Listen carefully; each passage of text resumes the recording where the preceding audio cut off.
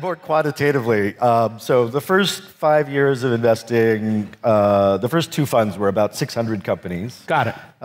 We're probably not all the way through the fundraising for the second fund, B and C rounds. But roughly speaking, it looks like we're getting about 2% unicorn, or let's say 50 to 100x outcomes.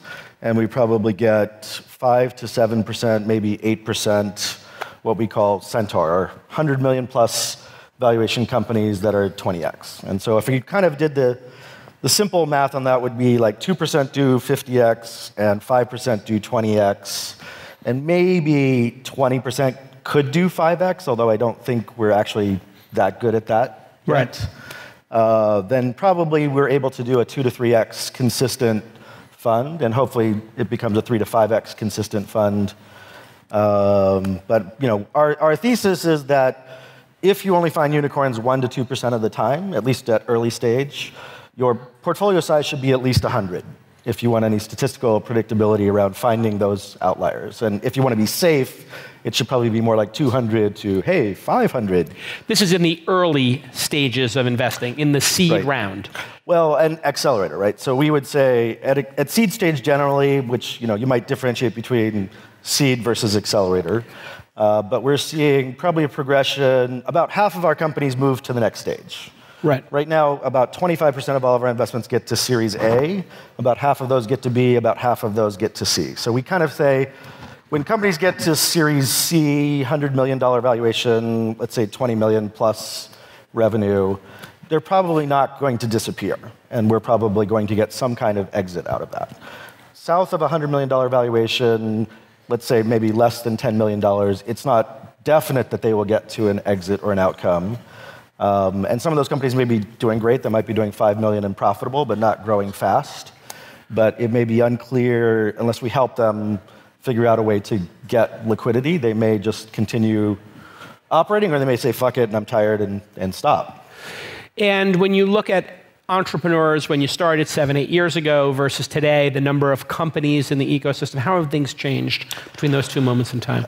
There's definitely more people starting companies. I mean, I think you could say chicken or the egg, that's a function of, seed stage investing, angels, accelerators, seed funds have, been exploding. I don't think that's a bad thing. I think that's a good thing. But if you peel the onion back a little bit more, I would say that I actually feel like entrepreneurs are getting slightly smarter.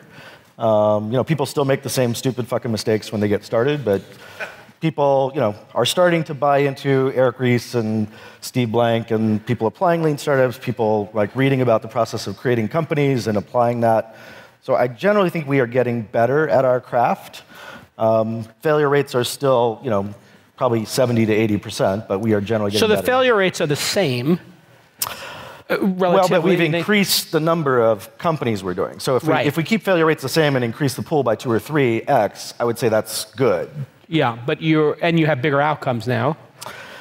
I think it's not that the outcomes are bigger. It's just that we've had enough time to see the large. So Twilio went public last summer. We were investors in Credit Karma. Those were companies I invested at Founders Fund. But now, some of our earlier accelerator batches, we have companies that are now in the $200 to $500 million valuations, and a few more years, I think we'll see the billion-dollar outcomes there.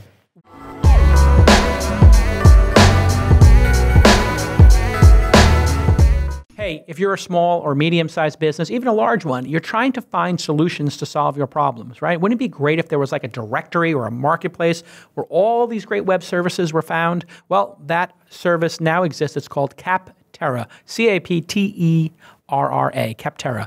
And they help you find the software solution that your business needs right now.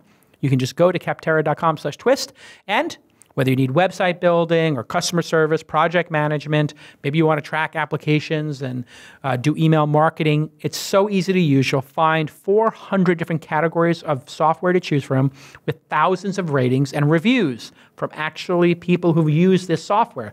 You get to have that experience where before you go to the restaurant, you can hear what other people did. Well, this is just like those services. Before you use the software, you can hear what other people who've actually used the software think. Millions of people are using Capterra every month, and it's free. That's the best part about it. There's no obligation. You don't even need to register. It's a free resource that will help you make the right decision when evaluating software. And you want to make the right decision because everybody knows it's a little bit of an investment, right? In which one of these software programs you pick, there's cost involved, there's onboarding time involved, there's training. You want to pick the right one, and Capterra will help you pick the right software to grow your company. Find the right software to help you do what you do better. Capterra.com/twist. Capterra.com/twist. Welcome to the program, Capterra. Everybody follow Capterra on Twitter. And if you're a super fan, you know what to do.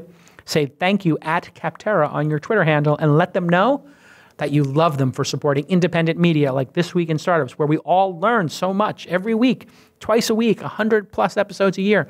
We're all learning so much here thanks to people like Capterra that support independent media like This Week in Startups. Okay, speaking of which, let's get back to this amazing program.